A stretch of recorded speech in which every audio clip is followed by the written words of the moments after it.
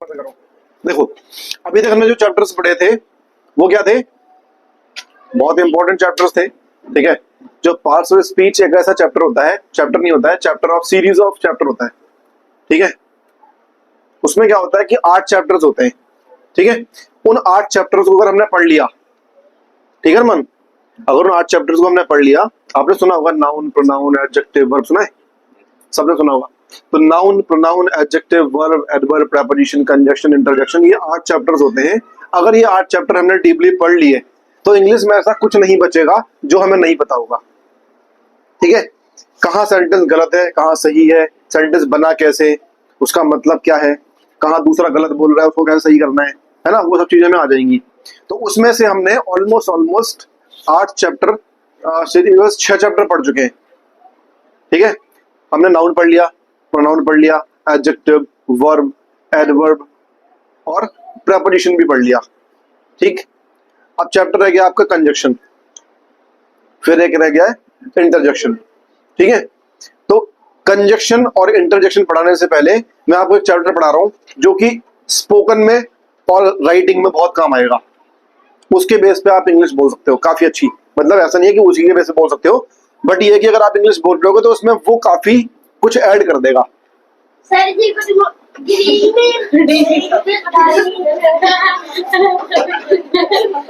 ठीक है,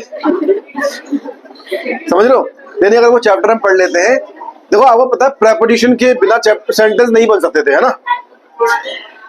जो प्रेपोजिशन थे ऑलमोस्ट कितने 27 समथिंग थे, तो उसके बिना सेंटेंस नहीं बन सकते थे। यानी हर सेंटेंस में एक आध प्रेपोजिशन आ ही जाता है almost.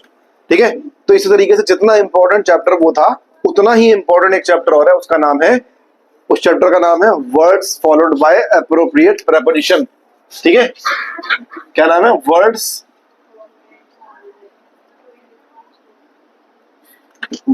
Followed by appropriate preposition, ये चैप्टर का नाम है। ठीक है, लग रहा है जैसे डेफिनेशन है पूरी, बट ये डेफिनेशन नहीं है, ये चैप्टर की हेडिंग है, हाँ टॉपिक। ठीक है, तो ये क्या है, टॉपिक है अपना, टॉपिक। ठीक है, आया समझ में। अब इसके अंदर क्या होता है, एग्जाम्पल के तौर पे अभी हमने पढ़ा था कि ऑन का मतलब वहां आएगा जहां पर होता है, इन का मतलब वहां आएगा जहां पर में होता है। ठीक है, और टू का मतलब वहां आएगा जहां से होता है। ठीक है, तो कहने का मतलब ये है, अभी हमने पढ़ा था कि ऑन का मतलब पर, इनका मतलब मैं, टू का मतलब से, जहां जहां भी ये सब आते होंगे वहां वहां पर हम ये लगा रहे थे अपने अकॉर्डिंग, अपनी कॉम्प्रिहेंशन की अकॉर्डिंग लगा रहे थे, है ना। लेकिन कुछ वर्ड्स ऐसे होंगे जिसमें हम ये वाला रूल नहीं लगेगा, सुना कि जहां से आएगा वहां टू लगा देंगे, जहां से आएगा वहां फ्रॉम लगा देंगे, ये वाला रूल वहां काम नहीं करेगा। उसमें क्या होगा, एक वर्ड होगा और उस वर्ड के साथ में एक अटैच्ड प्रीपोजिशन लगा हुआ आएगा और हमें क्या करना है, सिर्फ रट लेना है अकेला, समझ में आया। तो इसीलिए चैप्टर का नाम क्या है, वर्ड्स फॉलोड बाय, मतलब कुछ ऐसे शब्द जो एप्रोप्रिएट प्रीपोजिशन उनके साथ में लगा हुआ आता है, इसलिए चैप्टर का नाम है words followed by appropriate preposition. यानी उसमें हमें अपना दिमाग नहीं लगाना, उसमें ऑलरेडी लगा हुआ है, यानी वो वर्ड आपका बिना प्रीपोजिशन के आएगा ही नहीं, आप बिना सिंगल उसे यूज नहीं कर सकते। एग्जाम्पल के तौर पे ये बॉटल लिखा हुआ है, बॉटल लिखा है ना, ये इसे हम बोल सकते हैं भैया एक मुझे वाटर बॉटल देना, बोल सकते हैं, या बोल सकते हैं ये प्लास्टिक की बॉटल है, हमने यूज कर लिया। बट कुछ ऐसे वर्ड्स होंगे जिसमें आपको उन 26-27 प्रीपोजिशन साथ में लगाना पड़ेगा, अदरवाइज वो वर्ड यूज ही नहीं होगा। पता कैसे, जैसे एग्जाम्पल है अकॉर्डिंग, अकॉर्डिंग का मतलब क्या होता है, अनुसार होता है ना, अनुसार होता है। बट आपको इसके साथ में बिन बात का टू लगाना पड़ेगा। अगर आपने टू नहीं लगाया तो ना तो आप हिंदी में यूज कर पाओगे और ना ही इंग्लिश में यूज कर पाओगे। जैसे बोलते हैं ना, अकॉर्डिंग टू मी तुम गलत हो, तो मैंने हिंदी बोला ना, अकॉर्डिंग टू मी तुम गलत हो, मैं ये भी बोल सकता हूँ according to me you are wrong, ये भी बोल सकता हूँ। बट दोनों कंडीशन में अकॉर्डिंग टू तो लगाया ना, हम ये नहीं बोल सकते अकॉर्डिंग मी तुम गलत हो, अकॉर्डिंग यू तुम क्या कहते हो, ये नहीं बोल सकते। अकॉर्डिंग टू यू लगाना पड़ेगा, अकॉर्डिंग टू मी लगाना पड़ेगा, according to the rules, according to the law, ये लगाने पड़ेंगे। अगर हमने टू नहीं लगाया तो सेंटेंस गलत है, समझ में आया। ठीक है, इसका मतलब ये जो वर्ड है इसके साथ में एक प्रेपोजिशन, ये क्या होता है, ये ये टू होता है प्रेपोजिशन, ये सब आपको सबको ऑलरेडी मालूम है। ये जो अकॉर्डिंग वर्ड, ये जो टू है ये प्रेपोजिशन, ये तो मालूम है सबको। यानी जब अकॉर्डिंग आएगा तो टू उसके साथ में लगा हुआ आएगा। समझ में आया?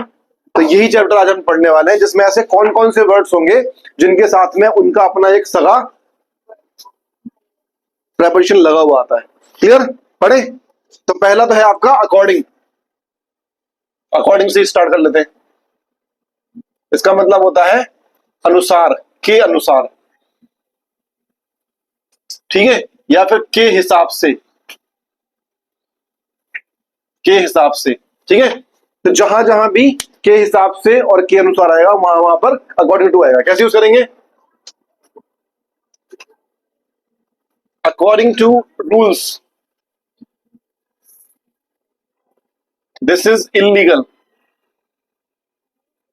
रूल्स के हिसाब से, रूल्स के अनुसार ये गैर कानूनी है, ठीक है। या हम बोल सकते हैं according to me you should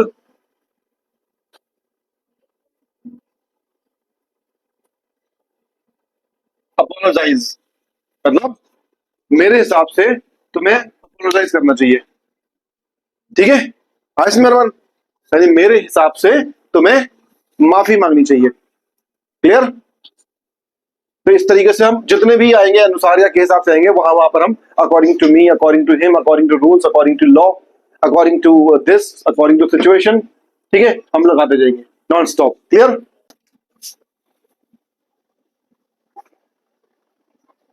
afraid, क्या मतलब होता है इसका? अफ्रेड डरना होता है। इसके साथ में एक लगा हुआ प्रेपोजिशन आता है, वो है ऑफ। इसका मतलब डरना। कैसे यूज करेंगे? जैसे बोलेंगे I am not afraid of dark.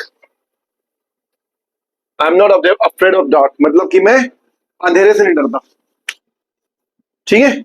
या हम किसी से पूछ सकते हैं are you afraid of him, क्या तुम उससे डरते हो, ठीक है। या फिर हम बोल सकते हैं कि she is afraid of none, वो नन से डरती है। नन मतलब कोई नहीं से, मतलब कोई नहीं से डरती है। जब तक उसके सामने कोई नहीं नहीं आएगा जब तक वो डरेगी नहीं, ठीक है। इसको डराने के लिए कोई नहीं चाहिए, इसका मतलब सब लोग गायब कर दो तो डर जाएगी वो। क्लियर? इस तरीके से ये वर्ड आप मल्टीपल टाइम्स यूज कर सकते हो। क्लियर? फिर आता है अग्री। अग्री क्या होता है? सहमत होता है। इसके साथ में बताओ, गेस करो कौन सा प्रेपोजिशन आएगा? तो आएगा ना। और कोई? तुमने क्या बोला था? तुमने क्या बोला? अभी इनका भेद आएगा तुम्हारा किसी का?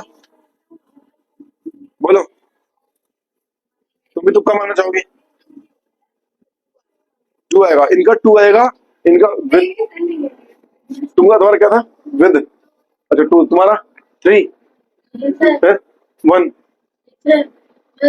चलो, अग्री के साथ में आएगा विद। इसका मतलब होता है सहमत होना, ठीक है। सहमत होना। अगर कोई इंसान किसी इंसान से सहमत है तो उसमें क्या आएगा? Agree with. यानी कहां पर सहमत होना? पर्सन के लिए, person.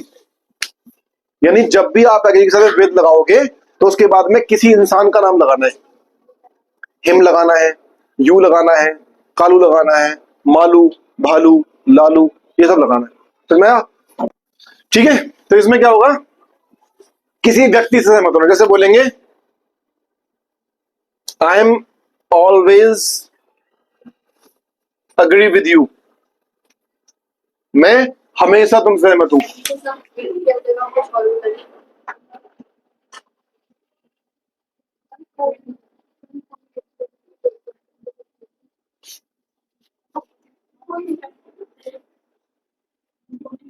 Are you agree with your friend, क्या तुम अपने फ्रेंड से सहमत हो?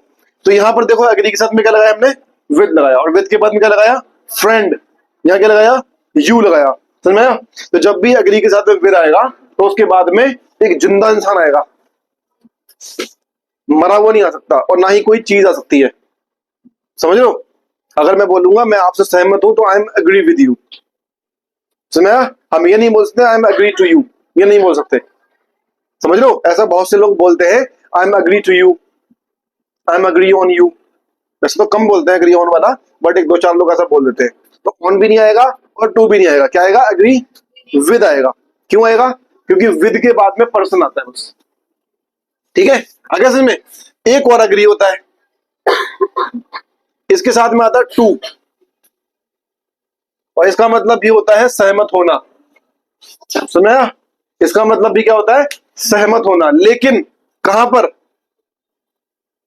प्रपोजल के लिए, जहां पर किसी प्रस्ताव से सहमत होने की बात हो रही हो, इंसान से नहीं, प्रस्ताव से। एग्जाम्पल के तौर पे हम किसी इंसान को बहुत मानते हैं, कोई इंसान हमें बहुत मानता है, हमारा काफी अच्छा बॉन्ड है, और अक्सर हम एक दूसरे की बात से सहमत हो जाते हैं। बट उस इंसान ने हमसे बोला क्यों ना हम पार्टनरशिप में बिजनेस करें, तो वो हमें क्या कर रहा है? प्रपोज कर रहा है। किस चीज के लिए प्रपोज कर रहा है? बिजनेस के लिए प्रपोज कर रहा है ना? तो उस कंडीशन में क्या लगाएंगे? टू लगाएंगे। कैसे यूज करेंगे? अगर उसने बोला what you say should be do a business together, तो वो बंदा बोलेगा okay I agree to your proposal, that sounds a nice proposal, I agree to your proposal. मतलब मैं आपके प्रस्ताव से सहमत हूं। मतलब एक दूसरे से तो सहमत रहते रहते हैं, आपके प्रस्ताव से भी सहमत हैं। तो क्या बोलेंगे? I agree to your proposal, मतलब कि मैं आपके प्रस्ताव से सहमत हूं। प्रस्ताव बहुत तरीके के होते हैं, बट अनफॉर्चुनेटली हम लोगों ने एक ही मान लिया, शादी वाला, है ना? कि उसने मुझे प्रपोज मार दिया, कर भी नहीं दिया, मार दिया। वो फेंक के मारा था, जब चप्पल में डूबोगे, है ना?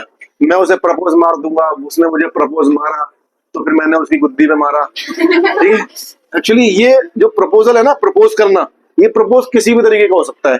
शादी के लिए भी, ठीक है, गर्लफ्रेंड बॉयफ्रेंड बनने के लिए भी, बिजनेस करने के लिए भी, डिनर वगैरह के लिए भी, ठीक है, आज में, या फिर किसी भी काम के लिए प्रपोजल हम मार सकते हैं। ठीक है, हमारे जो यूथ की भाषा में बता रहा हूं, मार सकते हैं हम लोग। ठीक है, तो प्रपोजल का मतलब क्या होता है? प्रस्ताव रखना, मारना नहीं, प्रस्ताव रखना। जैसे कि I agree to your proposal, या बोलेंगे do you agree to this proposal, क्या आप इस प्रस्ताव से सहमत हैं? Do you agree to this proposal, क्या आप इस प्रस्ताव से सहमत हैं? यानी जो मैं प्रस्ताव रख रहा हूं आपके सामने, क्या आप इससे सहमत हैं? तो वहां पर क्या बोलेंगे? ये नहीं बोलेंगे कि do you agree with my proposal. थोड़ा सा कंफ्यूजन वाला है, कंफ्यूज हो जाओगे, इसलिए मैं थोड़ा आपको याद करवा देता हूं। ये नहीं बोलेंगे कि do you agree with my proposal या are you agree with my proposal. ऐसा बहुत से लोग बोलते हैं, बट नहीं बोलना है, गलत होता है वो। ठीक है, अंतर है। Are you agree with me होगा and are you agree to my proposal होगा। ठीक है, अगर टू लगा देंगे तो फिर पर्सन नहीं लगाएंगे, और विद लगा देंगे तो प्रपोजल नहीं लगाएंगे। ये दोनों आपस में मैच नहीं करते हैं, समझ लो? I am agree with you, I am agree to you नहीं होगा, I am agree to your proposal होगा। टू लगाने के बाद में योर प्रपोजल होगा, विद लगाने के बाद में यू होगा। समझ में आया? तो समझ जाओ, विद के बाद में पर्सन आएगा और टू के बाद में प्रपोजल आएगा, यानी पर्सन नहीं आएगा। क्लियर? तो दिक्कत इसमें? ठीक। कई लोग ऐसा करते हैं, I agree with your proposal, वो भी गलत है। कुछ लोग बोलते हैं do you agree with this proposal, वो भी गलत है। विद के बाद में क्या आएगा? यहां विद लगा देंगे तो ये प्रपोजल नहीं आएगा, फिर ये इधर क्या हो जाएगा? आपका फ्रेंड हो जाएगा और यू हो जाएगा, या आई हो मी हो जाएगा। समझ में आया? क्लियर हुआ? एक पॉइंट और देखो,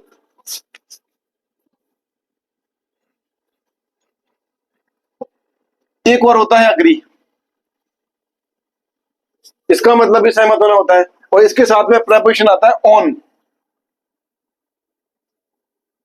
इसका मतलब भी सहमत होना होता है। तो एग्री के साथ में तीन प्रपोजिशंस आते हैं और तीनों का मतलब अलग होता है। मतलब तीनों का मतलब सेम होता है, बट तीनों अलग अलग सिचुएशन में यूज होते हैं। यानी कि अगर हम एग्री के साथ में विद लगाते हैं तो पर्सन से सहमत, अगर टू लगाते हैं तो प्रस्ताव से सहमत, और ऑन लगाते हैं तो तो तो चीज क्या, मतलब पनीर वगैरह, क्या से कौन से नॉन लिविंग। तो प्रपोजल भी तो नॉन लिविंग था, ये कौन सा था? ये समझा एग्जांपल दो।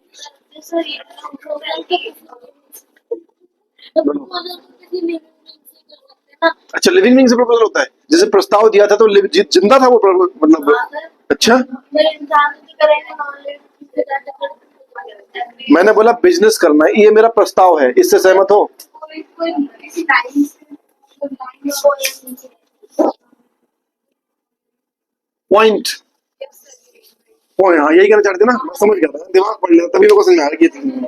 ठीक है, तो एग्री के साथ में जब ऑन आता है इसका मतलब होता है किसी छोटे से पॉइंट से सहमत होना। ठीक है, जैसे बोलेंगे कि I am not agree on this point, मैं इस पॉइंट से सहमत नहीं हूं। या फिर हम बोलेंगे are you agree on this thing, क्या तुम इस चीज में सहमत हो? अब तीनों में फर्क क्या होता है देखो। विद का मतलब होता है आई एम नॉट, आई एम, देखो मेरी और अगर किसी सामने वाले की बहुत ज्यादा बनती है, okay, we share a good bond, तो हम क्या बोलेंगे, you know I am always with my friend is always with me, with बोलेंगे क्योंकि हम लोग इंसान से सहमत हो रहे हैं।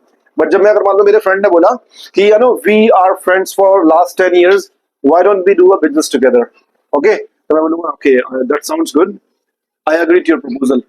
I agree to your proposal.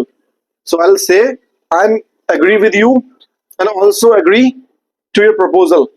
I'm agree with you and also agree to your proposal. अब सडनली मेरे फ्रेंड ने बोला कि जो भी पैसा लगेगा बराबर बराबर लगेगा, बट जो प्रॉफिट होगा ना वो 70-30 होगा, मेरा 70 और तुम्हारा 30 प्रॉफिट।